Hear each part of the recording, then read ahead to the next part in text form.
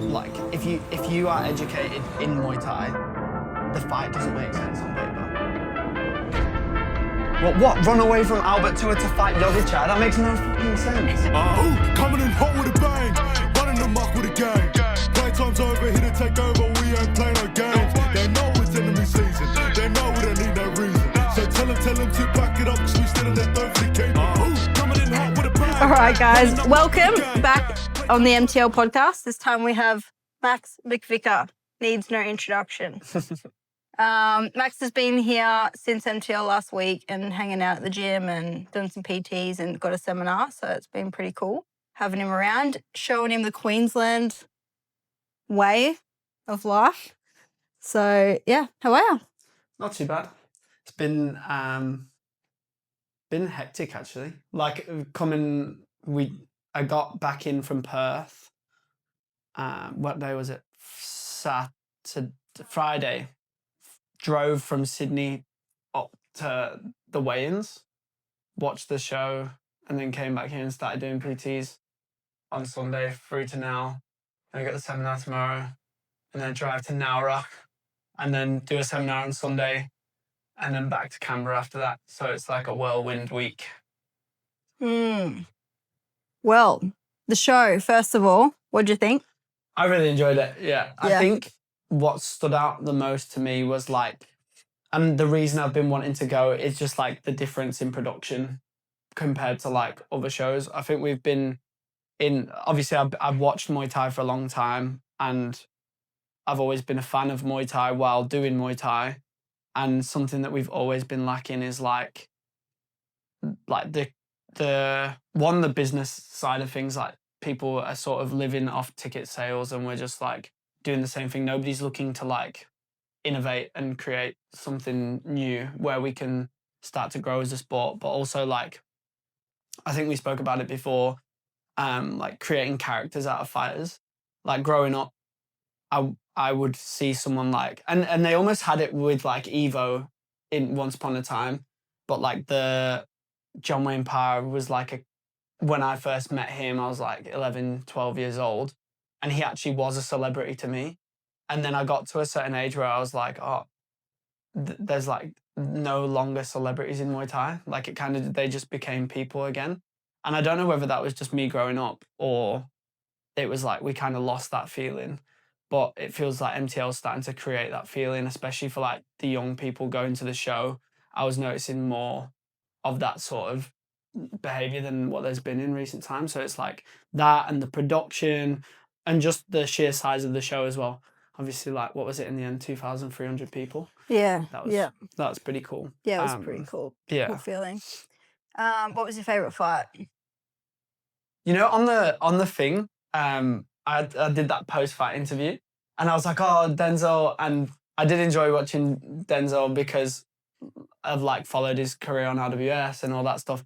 But when I sat down after I'd done the interview, I was like, why didn't I talk about Jack Matthews? Because when I walked down to do the commentary, I think it was like halfway through his second round, and just how well he was like walking into the clinch and kneeing, and just how like he's a young lad that's really taken on what like the essence of Muay Thai is, and like he understood like a real clear way to win, and he was clinical and clean and it just classy.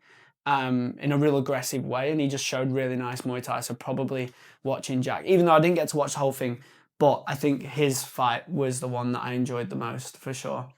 Yeah, one thing I noticed about both the Matthews boys, and I said this to them, was like I've watched them so much on live stream and it doesn't do them justice. I think like seeing them live in the flesh, ringside, they're so much like they're impressive anyway, but they were so much more impressive when you can see the power and impact that they have. They're like so much intention by their shot. It like, you know, so you kind of miss that a little bit when you're watching it on the TV or whatever. Yeah. So yeah, they're really impressive. They just do simple things well. I think that's like the other thing about them. They throw everything with good intent and they do all the things that you're taught from the beginning, but they just do them well. They don't try to do anything special.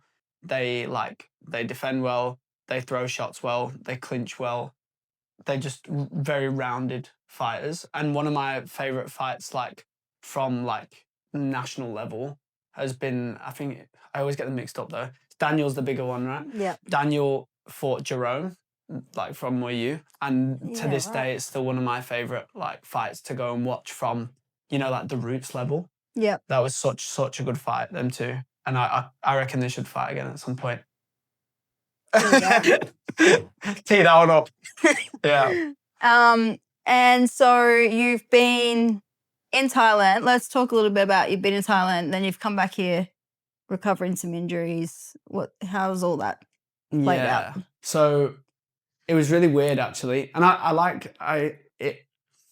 it feels like I should be really upfront with all this stuff because I think a lot of the time online, I've been guilty of it in the past.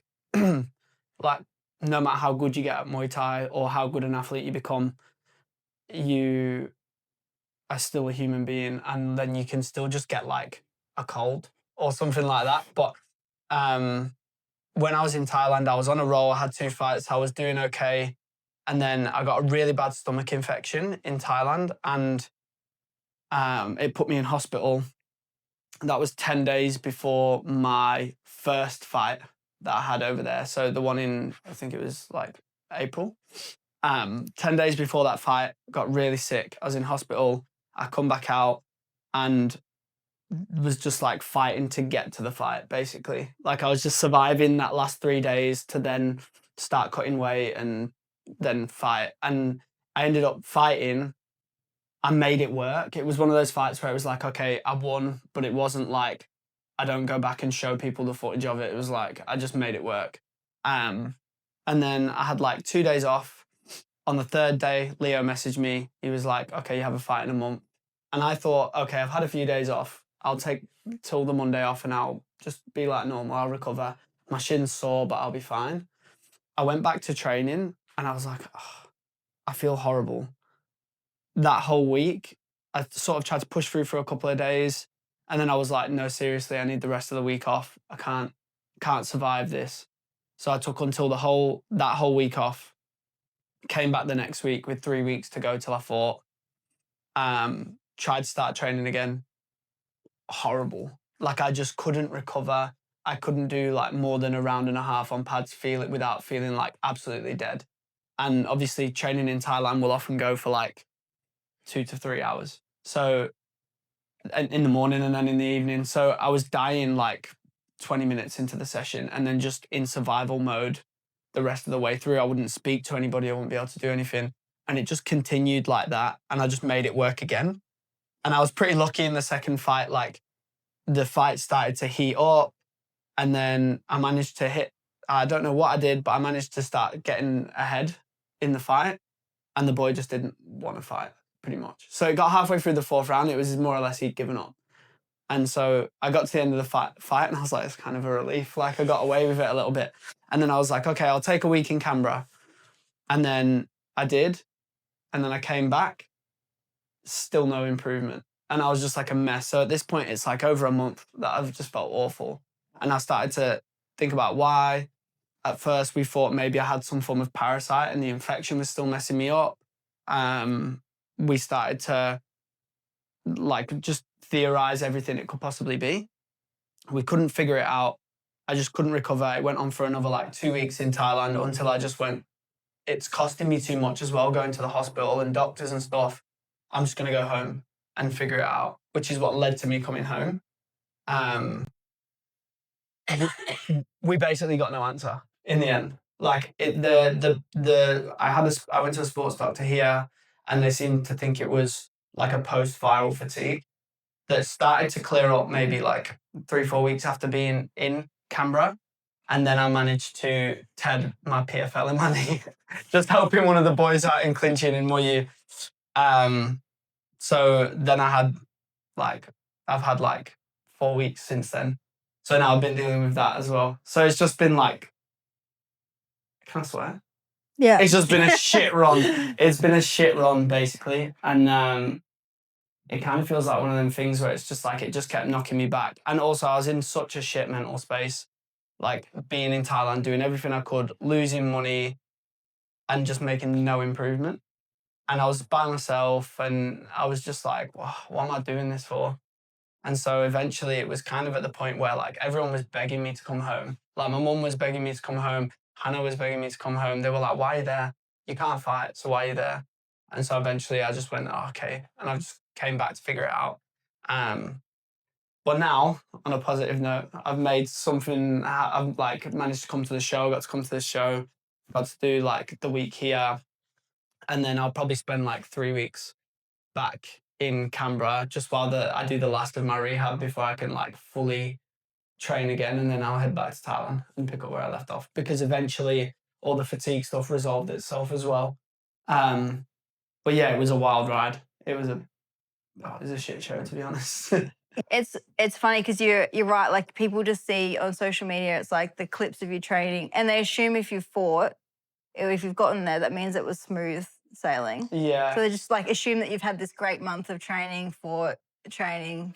Yeah. And then, yeah, it's hard for people to know, I guess, behind the scenes that like there's this crazy roller coaster, especially if you're stuck overseas. I think it's like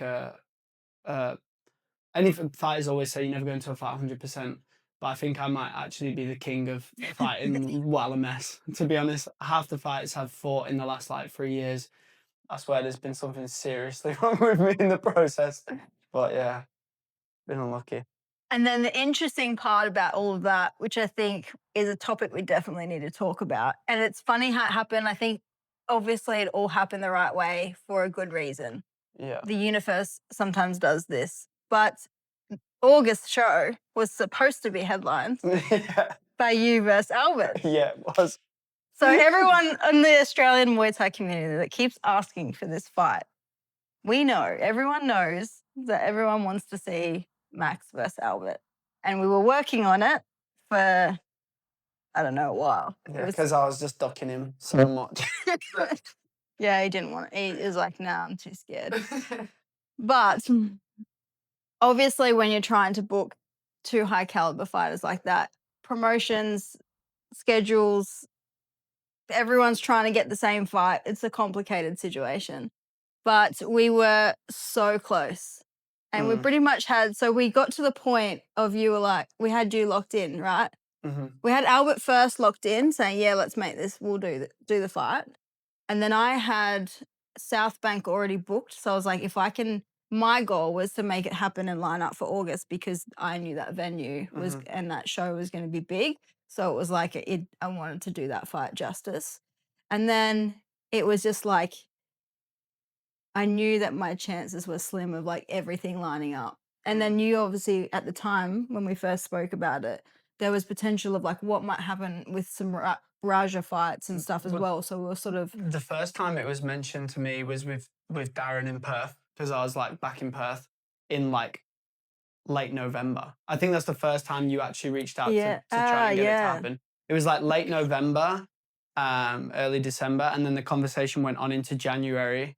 And I was like, if I don't get offered a Rajadamnern title or like an Omnoy title or Channel 7 belt, I don't know, something like that, something that I can't say no, then I'm happy to do it. And so that was kind of like my thing. And then as the time went along, when I spoke to Leo about it, Leo was like, let's do it. So then when Leo agreed to do it, then I was like, fine, because he'll make everything else work around it. So it's like, if he wants to do it and he thinks it's a good decision, who am I to question Leo? So I went with what Darren wanted to do and Leo wanted to do, and basically just said, yeah, okay, let's do that. And then obviously I said yes, and then we took it back to Albert's team and said we were good to go, and they already knew obviously we were working for August, and then it was decided that Albert wanted to take a break.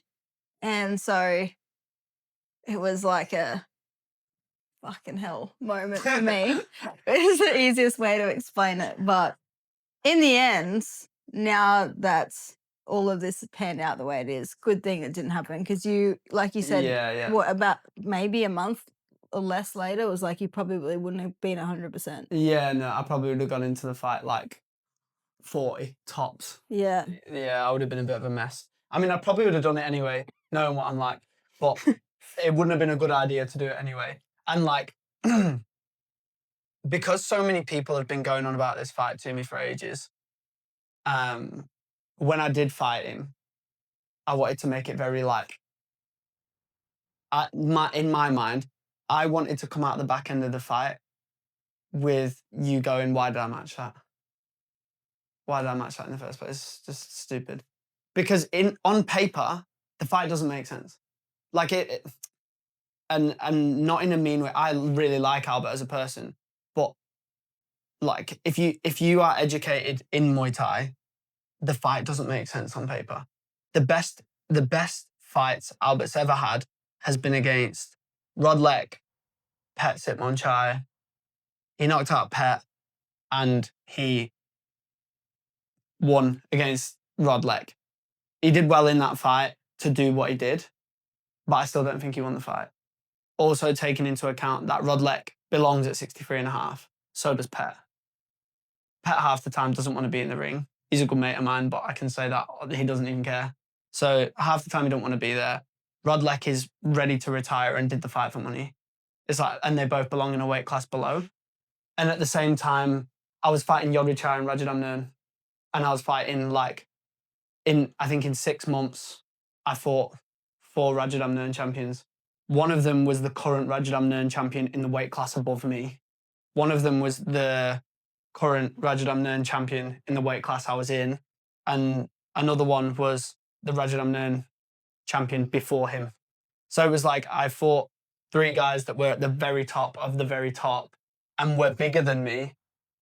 And then everyone wants me to fight someone who's fought one guy who's finished fighting, another guy who doesn't want to be there, and they're both in the weight class below. So on paper, it doesn't really make sense. But then, and then they would I kind of got a bit annoyed because it's like, and this is me venting about like people who were saying I was ducking him, but like, then people would have the audacity to be like, running from Albert Tour. Well, what? Run away from Albert Tour to fight Yovichai? That makes no fucking sense. What? I'd fight somebody who has the nickname the Devil's Nightmare. He beat Sagat Dao, Sanchai, and Pet Boonshu all in the same year when he was 16 years old. Why would I be afraid of Albert and fight him? Like, again, I respect Albert, he's a good fighter, but why would I be afraid of him? I think people who say that without thinking. You just want to see 2 guys fight, but it makes no sense to be like, oh, why won't you fight Albert? Well, it makes sense why I won't fight Albert, because I'm fighting people that Albert doesn't get the opportunity to fight yet. And because if I beat Albert, people say, oh, well, that's what should have happened. And then if Albert beats me, everybody goes, oh my God, Albert beat Max. Yeah, there is that factor. It's like he's got a lot to gain. Win or lose, really. Just putting on a good performance. Whereas there's, I guess, a lot more on the line for you to lose. And that's like what we talked about. And that's why I was so glad that you took the time to speak to me about it, is like, in reality, what's on the line for me and like what I gain out of the fight, it has to be like you, the promoter, to come to the table and be like, okay, so to make this happen, what actually needs to be given? And like for me, it was like, oh, will I fight someone who's going to take me much further for less money? Yes, but if I'm going to fight Albert, I would want a little bit bigger purse. A little bit, as in like a bigger purse. But that's just like the reality of things. And I think like when you have the patience to understand that, then that's what made it somewhat possible. But until then, it's like people would rather be like, oh, why won't Max fight Albert? But no one was like, well, here's why. It makes sense why. And then when it all come together, I was there for the fight and then it didn't happen. So it's like, oh, what can you do? Yeah, the joys of matching fights. Yeah, I think that's one thing that really, I think I said this to you, was like impressed me just sitting and talking to you, how much you kind of had this like clear understanding of what you want out of your career, where you want to go. And I think, you know, fighters at different stages in their career, a lot of them don't have that. They might have some goals, or like oh, I want to get a belt, or I want to fight for a WBC title, like whatever. And it's kind of pretty basic, but I was, quite like taken back by how clear it is that you're like, you know what you're after. And not just necessarily goals, but what drives you at this point in your career. Like what you've done, you understand what you've done, what you haven't done, what boxes you want to tick. Yeah. So I think leading into that, like, let's talk a little bit about that, because I found that super interesting, and I think a lot of people probably don't know that about you. Yeah. Like you started, so how old were you when you started fighting, right? So I was 5 when I started. So I think that's probably why I've had like the time to think about it more than everybody else. Is like I've had more time doing it, and I also get like the luxury of being able to achieve some things that, you know, other people might like. Maybe they start at 26 and they're like, okay, I want to be a national champion by the time I'm 30, which is a really good goal. Like it's like really impressive. Anybody who reaches a national level has done a great job. But like for me, having fought from 5 years old, I think I had 19 fights by the time I was 6. So at this point, I actually don't know how many fights I've really had. So when I was 18, month after my 18th birthday, I won the state title, WBC state title, and then I won the national title in that November. So at that point, I was already ranked number 1 in Australia. And then I fought Sing Payak when I was 19. That was the first time I fought a Channel 7 champion. And then I fought for the international belt in like a year and a half later. And then that year I finished by winning a WBC world title. So by the time I was 22, I'd already won a WBC world title. And so it was like champion of the world. And so it was like that, like, and then I felt like I was like, oh, but I haven't done anything yet. In my mind, like, you know, it's obviously I've worked really hard for a long time to achieve that. But then in my head, I was like, but there's so many guys better than me that have achieved so much more. Like a good example, again, I keep using Yodwicha as an example, but like by the time he was 16, he'd done more than I'd had at 22. So that's the guys I was like trying to compare myself to, and I continue to compare myself to. And so each thing is like, to me, I kind of want to work my career in stages because I want to be able to say that I've achieved everything that I can achieve, which Muay Thai is like such a spread out world now that you've got like 3 sports, what I'd probably classify as like 3 sports in one. You've got like the WBC/RWS kind of thing, which is like all scored very similarly. Effect and damage is what scores, round by round scoring. Then you've got like the original classic style of scoring, which is now heavily based on the gamblers, which is like more nuanced and very rare for a foreigner to be able to fight in. And then you have like the one championship mass, like production, big global thing as well. So in everyone who wants me to fight on one, I might do it one day, but it's not yet. So it's like I kind of finished the WBC thing. I like managed to achieve that first, and so I was like, okay, next, what do I want to do? Did you have that in mind? Like, was that something that you were working, or does it kind of just happen that way? Yeah. Like I really wanted to do that, and I think I had a bit of a scare in like, I think it was when COVID sort of happened, and I was like, oh my God, I'm losing so much time. And then I think I did the same when I broke my foot after I fought Damon as well. And I was like, oh, it's like time's just slipping away from me. And then it all sort of come really fast off the back of like 7, 8 wins in a row. And I was like, oh, okay, I can relax again now. And then I was like, world champion at 22. I'm getting old, I'm losing time. No, but that's how it felt. I think I was 21 at the time. Because in my I guess, mind, yeah, how long, so at 22, how many years is that in the sport already? So it is a long time. Yeah, I think that was like 17 years. I think by the time I'd won a world title, I'd fought for 17 years. But I remember being like 21 and being like, oh, I really wanted to win a WBC world title. I wanted to be the youngest to ever win it. And I think at the time somebody was like 21, 22 when they'd won it. And then I think it's Giannis, like Nabil's little brother. He won his at 16. 16. And I was like, well, that's gone out the window anyway, so whatever. But I managed to win it, I mean, pretty early on in my career. And then the next thing after that was, though, I fought Warapon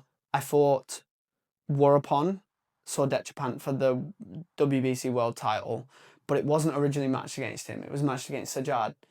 And I remember watching Sajjad like a couple of years before that on RWS and going to my mum, oh, I'm going to fight him one day. And he had the belt, right? Yeah, I think he was actually the WBC world champion at the time. He'd just beat Julio Lobo for it.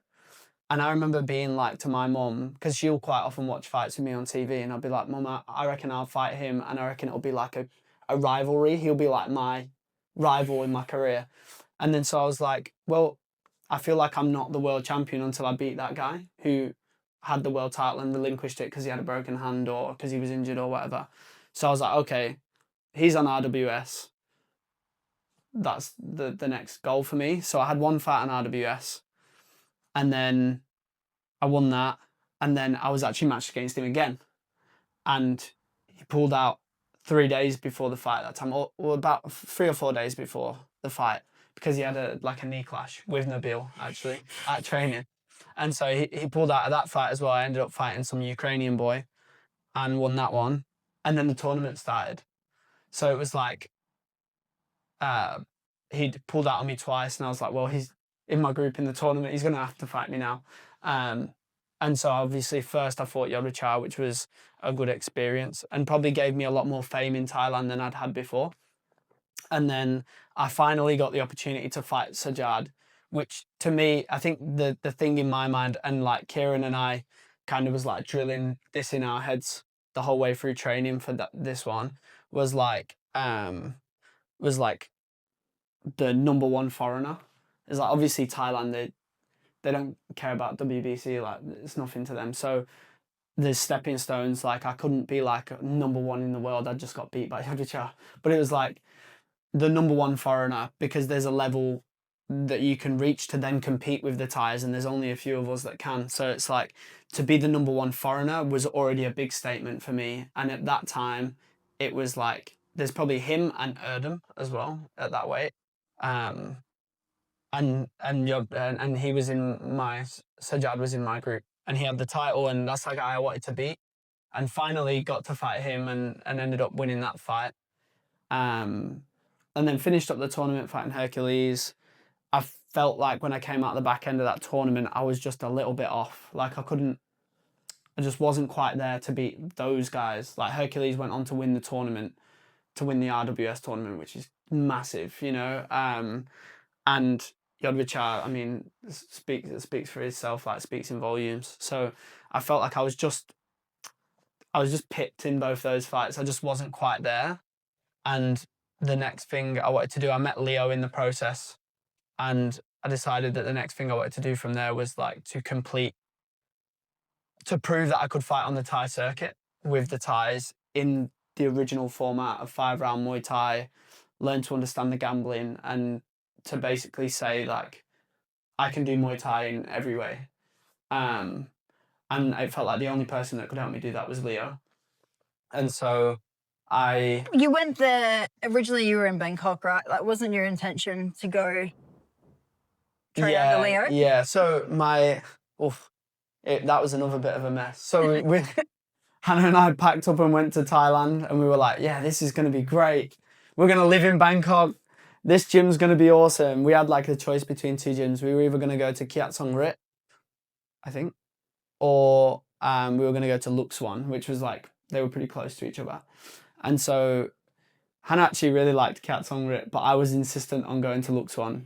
And I'm still really good friends with the guys there, but it was very heavily geared towards one championship. And I found that like I just wasn't enjoying it. I wasn't like getting what I wanted to. We got an apartment that was probably the worst decision we've ever made as a pair as well. It was up 4 flights of stairs, no elevator, and then the room was literally just like a room. We had nowhere to wash dishes. We washed our dishes in the toilet, like not the actual toilet, but the toilet in the sink. bathroom. Yeah, in the toilet sink. So we were washing our dishes in there, and it was just an absolute mess. We hated it. We were just miserable, and so we were like, "What can we do?" The week of my fight, this was when I fought Sajjad actually. The week of my fight, we booked a hotel for the whole week, and was like, because we're not staying in our own apartment, it sucks. And then during that week, I was like, I spoke to Pinky actually, and Darren and Kieran and a few other people about what I should do. And Pinky was like, "Oh, I can speak to Leo if you want." And I was like, oh, "It's Leo." Like, I watched him on TV since I was like, you know, in my teens, and I was discovering what real Muay Thai was. And like Leo from the get-go, Pinky was like, "Yeah, call him." And so I called him, and he was like, it was weird because he's like one of my idols and still is now. But at that time I was like, there's not many people I'm nervous to call, but Hannah can vouch for it. I was like, oh my God, I can't believe I'm going to call this dude. But I called him and he's like, "Hey bro." I was like, "Hey." I was like, oh, you know, like, I know you're really busy, but like, do you think like you maybe have some time for me, or maybe pass me on to a different trainer that is at the gym and maybe look after me? He was like, "Just come." And I was like, "What?" He was like, "Just come, I'll take care of everything." And then so after that fight, we packed up. We bought all new things to live in Thailand, like all the things you need, you know, like the microwave and whatever, pans and everything. We left it all in the, like the, what's it, like the concierge? Is that what you call it? The left it in basically for the maids to have. Like, we were like, if you guys want any of this stuff, we're flying to Phuket. We don't need it anymore. Just take it. And just dipped and lost a bunch of money in the process. And we were like, oh, whatever. We're just so miserable. We don't care anymore. And then went to Phuket. And basically when I got there, they just took us in like family. We were so much happier. Like, so much happier. The day we got there, Lobo got me a moped that day. Leo told me where to go. We got an apartment like within a couple of days and just took me in from that point. And didn't just take me in though, like took Hannah in as family as well. Lobo trained her from the day she got there. She went and had her first proper fight under Phuket Fight Club. There was loads of drama around that with like, she turned up to a fight and then she had no fight and stuff. Leo even came to Hannah's first fight, which is like, Leo going to fights in Phuket is unheard of as well. So like, I don't know, they just treated us so good from the offset and like still do. Leo's treated me like, you know, like his little brother since I got there, and he's just taken care of me in every way. And he's also has to be the greatest foreign coach of all time. And is probably the only person on the planet that can get me to the high levels of gambling Muay Thai in the world. And so he was like, if you want to do it, you can do it. It's just, you just got to dedicate the time to it. And so I spoke with Hannah and decided I'd go back to Australia for a few months, get ready, like have some time with family and stuff, and then come back in the new year. And then that's what we did. And yeah, so that's the plan at the moment, is to get to a level where I can say like, I can fight with the Thais how they fight. And I reckon there's only like I could probably count on one hand how many foreigners can say they ever did that. Yeah, definitely with, I was just trying to think of even Australians that have done that. Not really, like John Wayne Parr obviously was very well known for like establishing some kind of career in Thailand when no one did it. Yeah. What, Chad did a stint there for a little while? Yeah, I think Chad was the most successful. Yeah. Yeah, I think Chad was the most successful. Wayne Parr kind of set the them mold. sort of the first, you know, to do like it. a few guys went over, like Sam Bark did a fair bit as well. I'm probably missing a few as I go. And I know that like quite a few coaches have gone and fought a Rajadamnern, but like Chad beat like the ranked number 1 at Rajadamnern, knocked him out once, I think. But I think like what I want to do that sets me apart from like some of those guys is like to win not just by hurting someone and knocking them out, but like I can learn to play their game the way they play it.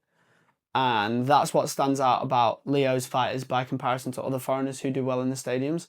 Like someone like Lobo, his fights are a war, but he learns when to fight, when not to fight. And he understands Muay Thai in that way. Kajaiba is another example. They know when to fight, when not to fight, and how to understand Muay Thai in the way that the Thais do. And I could sit here for days trying to explain the nuances of gambling Muay Thai, but it's almost like, to anyone who thinks that they know Muay Thai, like gambling Muay Thai, There's literally, I don't think there's anyone that does. In Australia, I don't think anyone does. Not at least not in the way that Leo does. Because I've been doing Muay Thai for 20 years next year. And when he speaks to me, like my first fight in April, he goes to me, he goes, today you have your first Muay Thai fight. That's what he said to me. And I was like, what? It's like, today you fight Muay Thai, real Muay Thai for the first time. And that was such like a humbling moment to be like, wow, I do Muay Thai for 19 years and now I'm going to have my first fight. And I thought I'd had like 130, but now it's all starts again because of how difficult it is to win in their way. So that's where I'm at now. My second Muay Thai fight after 20 years. One thing I noticed about Phuket Fight Club, which I really respect too, is like, especially watching some training sessions there. I've gone there a couple of times just when I've been in Thailand of late and just dropped in to talk. I've spoken to Leo a few times about getting fighters on the show. So, and I've been really, like, he's an impressive person just in general, like the way he carries himself and just watching him. And I was actually talking to Benj about it. I went the first time I dropped in. So, like, very similar in the sense of like, oh, it like crept into the gym, like, oh fuck, he's busy, he's got all these like amazing fighters around him. They were in a training session. I was like, I don't want to like interrupt him, and he was super personable and had heaps of time for me. And was like, I was like, oh okay, because he's like an intimidating looking guy as well. Yeah. And he can be if he wants to. yeah, and was just like so easy to talk to. And was like, yep, and like knew, like he was like, yeah, this person's available. We could do this. We could do this. Like made the whole conversation so easy. And, but I was like, I felt, just watching him work with the fighters and just even from the outside of the ring, like watching how his dynamic is with them was very impressive. And I was explaining it to Ben, just like, you need to come, like next time drop in with me and just like watch him. And Benj found the same thing. Like Benj wasn't even like really paying attention to the fighters. He was like just watching Leo. Yeah. Because he was like, And one thing I've noticed about the fighters there too is they're not all like one style. Like there's such a conflict. Like you've got like Jalil is doing the stadium thing, right? So he's got like a particular style, and then you've got one championship fighters, and then the RWS guys, and then the girls are so strong, and different in their own way. I think that's a testament to like just how good he is. Like I could go on for days as well about how good Leo is. And how good a person he is as well. Because I think, like, he is one of the greatest people I've ever met. Like, from the moment I've met him, he's treated me like family. From morals to professionalism to effort. And it makes sense why he's so successful. Because everyone around him is treated well, with respect. He leads like a leader does. He works his bum off more than anybody else in the gym as well. Like at no point is he leaving you to train by yourself at any point or anything like that. He's always there. Like if you need something, he's always there for you. And like it almost makes me proud to be able to say that like, oh, he has the time for me because of how much effort he puts in to all of his fighters. And like the accolades speak for themselves. Thailand champions, Lumpini champions, Rajadamnern champions, one championship champions, and they vary, WBC world champions, like they vary across all those different types of Muay Thai that I was like wanting to master. There's not a single format that he's failed to conquer. Every single one of them, he's been there and done it. Yeah. He's like, and all the while, he's maintained being just a really nice guy, like respectful, like strong leader. Yeah, it's like you'd be silly not to want to be like him, if that makes sense. That's how I feel about Leo. You see that through for all the fighters and their social media posts as well. They seem to have that same, like the way you're talking about him right now. They seem to and that like family thing. They all call him family. Yeah, it's so good. It transcends borders too. Like he's obviously immersed himself. He's been there for like 10 years. I think like 10 years or something like that. He's been in Thailand. And he's like one of the only foreign trainers like that the Thais really respect. Like they might smile and shake your hand, it's one thing, but to really have respect from them takes a very long time. And to be trusted by, like, some of the greatest fighters of all time, like Pampayak and Kilpayak, for them to, like, go from their family gym that they grew up training with to then semi-retire, and then come back because they love training with you, is like, I don't know anyone else that can do that. You know, he's brought back the greatness that is Kilpayak and Pampayak just by the way that he trains them. Yeah. Yeah, that's cool. So you're heading back to Thailand soon, back on the path. Yeah. What's the plan now? What's next? Or what are you how are you hoping, I guess, like the next little, like 6 to 12 months? Yeah, I'm hoping I go back and it's smooth sailing and I'll win like 6 fights in the stadiums. No stomach bugs. Whether it goes like that or not, I don't know. I'd really like to go back and just continue to fight through like the end of the year into the new year, maybe into like March time, February, March. When I come back, I would really like to spend some time then back on the RWS circuit and go in between fighting on RWS and then fighting here in Australia. I feel like that's a time where, because I'm considering my actual life as well in the process, because I can't live in, I'm not someone who wants to live in Thailand forever. Like, I want to finish that sort of stadium era kind of point in my career and come back to Australia. Then I'll travel to Thailand to fight on RWS and come back. And then between RWS, I'd fight in Australia and fight on RWS. And when I do that, that should allow me to have enough money to start settling down. Hannah and I can start thinking about having a life in Perth and being with my family again and thinking about all the things that, like, keep you happy while you're on your journey. Do those types of things and like sort of solidify myself within the Australian Muay Thai as not just like a flash in the pan, but to then be the continued like person running the show, you know, kind of thing. And then I'd like to be competing with the very best in Rajadamnern at the same time, but on the RWS circuit rather than the gambling circuit. And then continue to do that until it would be time to fight on the show that shall not be named, the one championship circuit, maybe one day. maybe. When I decide to do that. So we'll see if it's around. If it's around, yeah.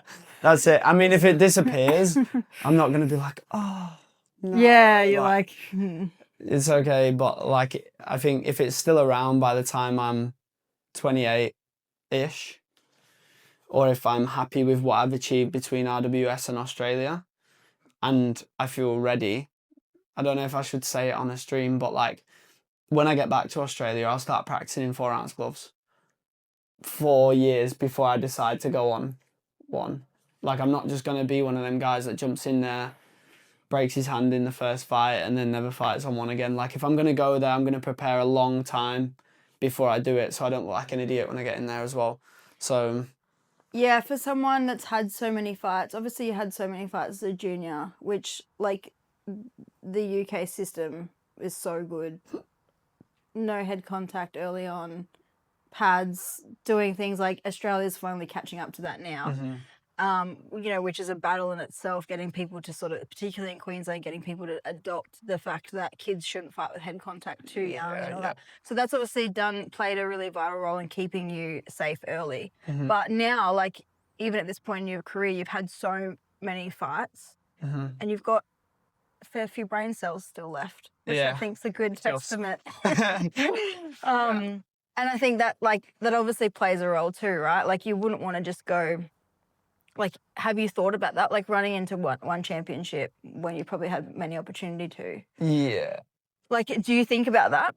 Having so many fights, and you still obviously want to have a fair bit of a career left. Yeah, well, I've been offered to fight on one championship before.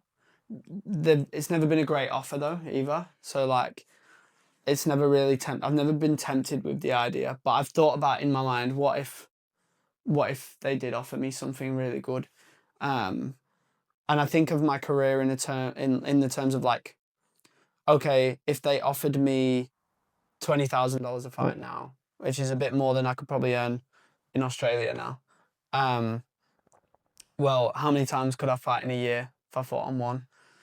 Well, if all goes well, it's fine, but that's if all goes well in any sort of scenario. Yeah, what the contract looks like. If it's like locking you into... And also, like,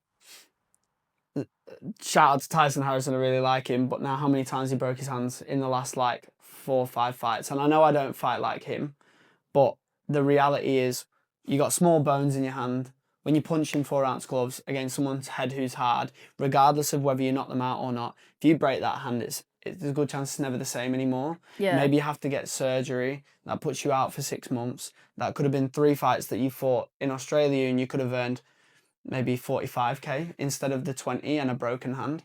So it's like, and that's if your hand heals. Yeah, I've seen that so many times. So like it's it like, never is the same again. The offer would have to match the risk, like, is the juice worth the squeeze kind of thing. So I've definitely thought about it, and I've got a bit of a figure in my mind of what they'd throw at me. If they threw a figure at me, I know where it would have to be to make me go, oh, maybe, yeah. But it's a very high figure, so it's like, it probably wouldn't happen anytime soon anyway. Yeah. So I think of my career in terms of longevity, and it just doesn't make sense to take the risk to go on one right now. Like, I have so much time to do it. Yeah. And I have so many other things I want to achieve. I may as well put it at the back, because it's like, I could do that and have, if I win everything and I'm like the biggest name outside of one championship, then they can bring a very good offer to the table. Maybe I can fight 3 times, 4 times in one championship across 2 years and pay off half a mortgage, especially if I manage to get a bonus or something like that. But I'm not going to go on there on one Friday fight night, get knocked out and end up with an orbital socket break that makes me another B-grade fighter. Like, I'm already past that. I don't need to take that risk. Yeah. So, yeah, that's how I sort of weigh it up in my head.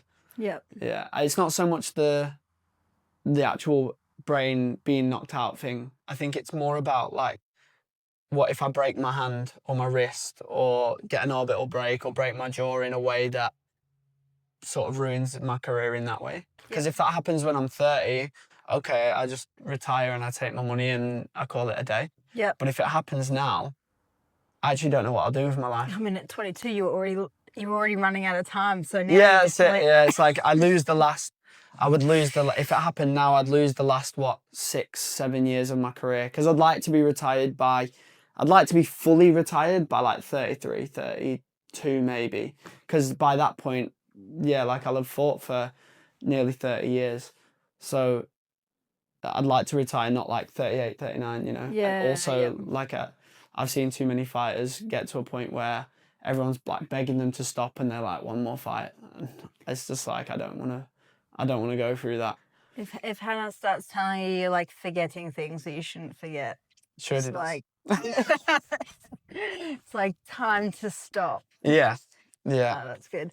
Okay, I did like one opponent that you want to fight before you're done.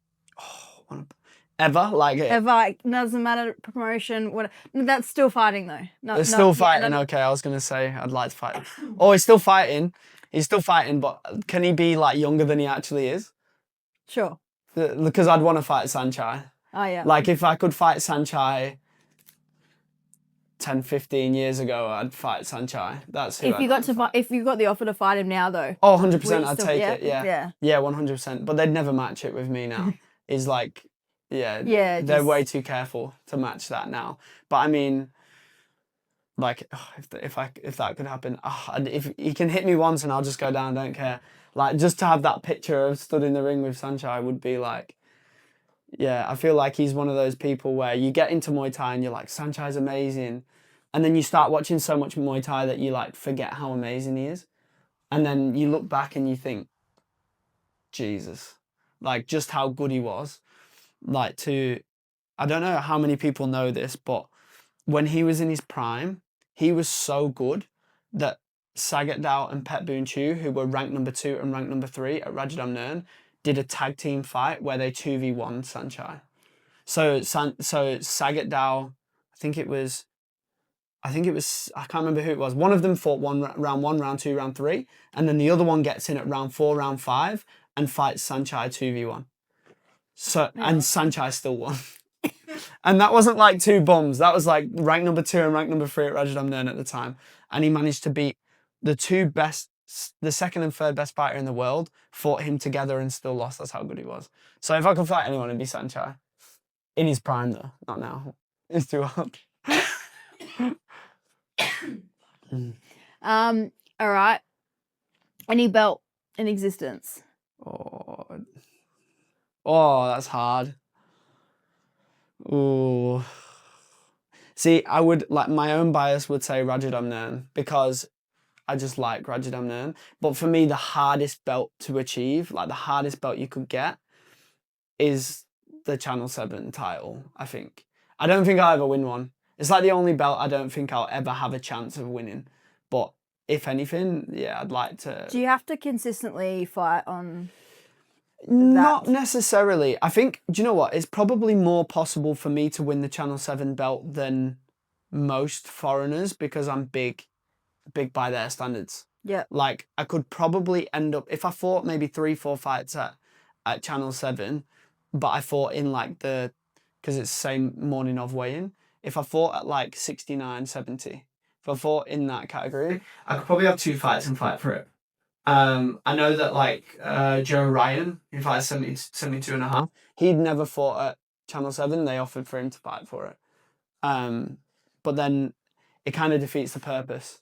Like if I win a belt in like Rajadamnern or Channel 7, I would like it to be like either welterweight or even the weight class below. And that would take a long time for me to get myself ready and stuff like that. But like I would want it to be in one of those 2 weight classes so I could say that I really won it. Because like winning it at 70 kilos, that doesn't mean anywhere near as much as winning it at like 63 and a half. It's like that weight class it's like the reality of it is much slimmer than it is to... Not all belts are made equal, right? And not even all belts that are the same belt are made equal within different weight categories. Yeah. To win a Rajadamnern title at like 56 kilograms, 57 kilograms is like crazy. Yeah, I think people get that mixed up sometimes a lot, even with WBC. They'll criticize someone's path versus somebody else's, and they just don't realize that it's different. Female, male weight classes. Is it a stacked division? Is it not? Like, you know, we were talking about this at the last show with someone asked me after Jono's fight. They said, oh, who's the world champion at super welterweight for WBC? And it's like, if you go to the super welterweight rankings, it's like fucking so stacked. Yeah. That top 10 is wild. And it's like, man, like to even just be in that mix, to even be in the top 20 or the top 10 at super welterweight for WBC is like, that's enough as it is, you know? But there are other divisions where it's not like that. So yeah, I think people can think, you know, or like maybe they got an easy ride or they didn't or whatever. And it's just, sometimes it's the luck of what weight class you fall into. And I think it's also a case of like nowadays, not everybody's ranked within the same thing. It's like you take into account WBC rankings, half the ties aren't on there. Yeah, I've spoken to them about this and they're like, if we did a rankings based on pure resume, every single division would just be ties. Yeah. Because it's their sport. Like they get, like they experience the resumes that they all have. Like that's just a reality. And that's why like some people don't realize too, it's like a tie can get added into the rankings because a belt's about to be put forward for them. And it's just because there has to be an exception to the rule. That a tie based on their resume can get inserted in that maybe wasn't in there before because now they're trying to fight for the belt. But it's like they deserve to be in there all along. It's just... They just didn't care before. They just didn't, they weren't on that journey or whatever. Then there's also like the one fighters, like if you put, then you're like ranking 2 different sports. It's like putting rugby league players and rugby union players in the same thing. It's like you can't rank Tuan Chai with Daniel Rodriguez. Banger of a fight, by the way. That would be absolutely crazy coming to MTL soon. But if those two, it's like, oh, you can argue till the cows come home.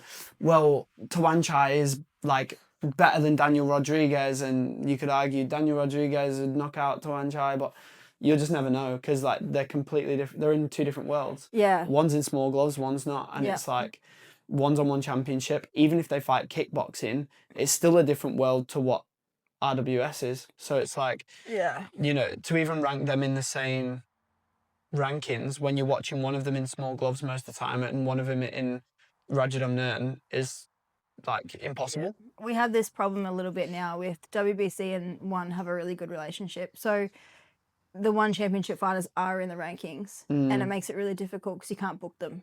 So technically a world title is supposed to be 2 top 10. And there are some divisions and every single one of them's either in that like Raja like tournaments or whatever, or they're in One championship and they're just, you physically can't book them. Yeah. So luckily there's exceptions to the rule. You can go outside then the top 10 and start moving down. But yeah, the rankings talk is a tough one. Yeah. It's really hard. Yeah. Cool. What last question before we wrap this up? Do you think, if there's anything, this is probably going to be a hard one for you to answer, there's anything that's like your misinterpreted by, or anything like you think you don't get the opportunity to say? Or I say a lot of things. If anything, I talk too much. A lot of people misinterpret and thinking I'm ducking Albert. That's we've cleared that up. We've cleared that one up already. It's not too late. We're still trying to make it happen. Yeah. I won't give up, guys. I won't give up. And I think if there's anything that's like, maybe that I don't like Queensland. Maybe people think I don't like Queensland because I know that there's a lot of people that think that. I've thought that about you, actually. Yeah, like I do like Queensland. I think it's got the potential because Queensland was the best Muay Thai state in Australia once upon a time, and so it has the most potential. Like I was saying to you about the show, when I come here, I get more people ask me for photos. Like no other state, I've been stopped in a shopping centre, bar like around a gym that I've just been at in Perth or in Canberra, where like I've just been stopped in the shopping centre and they've been like, "Oh my God, I know you from one of your fights." That like doesn't happen in any other state. Whereas like in Queensland it does. It has so much potential to go so far. But I think that sometimes the culture has just like twisted in a way that's like, nah, we're gonna do it this way. Like we're not gonna get with the times. This is how these guys did it. And we're the best. And you guys are like. And then I think there was this counteraction from like some very strong voices. I mean, Pinky won't mind me saying his name, but he's a good example, right? Very vocal. He's like, he'll say that Queensland like this, not necessarily like Queensland themselves, but he'll target promotions in Queensland and stuff like that and basically say they need to do better, da-da-da-da. And it's like, maybe I get grouped into that sort of group that's like bashing on Queensland. But I think that I think Queensland has so much potential with what it has, and sometimes people just don't want to grow with the sport or change with the sport and learn to understand that like we don't beat Thais by trying to just knock them out anymore, and like we can be just as technically inclined as them. We now understand clinching. We now have to like evolve and learn, and you know, it's not about just stacking the top of the card really heavy with one big headline fight and then just having everyone else underneath in pads and having like them selling tickets, and the things like having kids fight out of head contact and wearing some padding so that they then have longer careers rather than just throwing the kids in and being like, nah, this is how yeah, we're tough here. This is how Toby Smith did it. You know, it's like, well, it's not the reality though. Funnily enough, I've spoken to Toby about that because that is one of the things that's come up. It's like, this is how Toby did it. And I've spoken to Toby and Toby's like, I wish I didn't. Like, he didn't, there was no other way. It's like, if there was other options, like it probably would have been better for me not to. And look, like, if you take me when I was probably Toby's age, there's no way I probably would have been able to do the same thing. And now I've had a very successful career. So it's like, you say, oh, well, that guy could have been the next Mike Tyson. They're like, and then you've got the counter argument that's like, oh, well, Mike Tyson never would have quit. And it's like, oh, well, what about the other guy or the next guy that would have tried it, but and maybe gone somewhere and been talented? So I think it's just, I think the Queensland bashers are on one side and then the Queensland defenders are on the other side, and it's kind of like this back and forth. But there's a sweet spot in the middle that I kind of wanted to prove I was in. And I feel like I'm getting there now. Like, more Queenslanders talk to me more about Muay Thai. But I've got obviously very strong opinions on Muay Thai as well. So when I say things, I don't mix my words. And I think people sometimes think that I'm like at them for it too. When I'm not necessarily. I just want the best for the sport. Like, I know a lot of people say that, but it's like I've done nothing else in my life other than do Muay Thai and get really good at it, and now I have the opportunity to make it better in a country that has also made my life like infinitely better. So if I can do that, I will. And I'm relentless in my like approach to do it. And so it upsets people sometimes, or like ruffles their feathers. But at no point do I have anything against any state, person, gym in the process. I just want everybody to head in the right direction. Yeah. So if I'm misconstrued in any way, it's probably that, actually. It's probably that. Yeah. Yeah. Well, I know that I'd probably put you in that bucket for sure. It's easy because I guess like this is the thing too. There is a difference. Like, I've had conversations with you on Instagram after you've said something, and then we've gone back and forward and disagreed about certain situations, but respectfully gone back and forward and debated over it and come to an understanding where I've been like, okay, yeah, that's fair enough. I can see why you think that way. It's because Rodlek lost my money. And and vice versa. And I've had that conversation with a few, like Hugh O'Donnell's similar. I've had those conversations with him and he's like openly been back and been like, yeah, okay, actually I didn't consider X, Y, Z, you know, I should take that into account. And I've learnt a lot from him as well. But there's other people out there that it's like it's just like, nope, like we're always going to see the worst. So it's, you just got to keep having those conversations. And I think Hugh is another good one. Like, he falls into a similar category to me. Like, he doesn't mix his words, says what it is. And so sometimes it comes across in a way that he's like, oh, he's just shitting on people who are trying. But it's like, no, at least for me as well, like when I realized what you're trying to do within some difficult situations, then I'm like, oh, I shouldn't shit on it. I should help things along. Yeah. And so that's what I've done ever since. Yeah. And I think Hugh's the same. Like when you realize what someone's trying to do the right thing, even if you don't like agree with one thing, it's like, okay, how can we then steer this? Because it's bigger than all of us. Not one of us can just like make things go in the right direction. It takes collaboration. Yeah. So that's like what I've tried to do ever since. And I think more people from Queensland are realising that I'm trying to do that now than they did before. Yeah. Well, there you go. That was awesome. There you have it, guys. Max Mcvicker returning to Thailand soon, so stay tuned on his Instagram so you can keep up to date with his journey. And then we will continue to work for the Max vs Albert fight. It will just be one for the Australian fans. We all want it, don't worry. We're trying to make it happen. I'm pretty stubborn, so we'll see how it pans out. Thanks for your time. Thanks for having me on.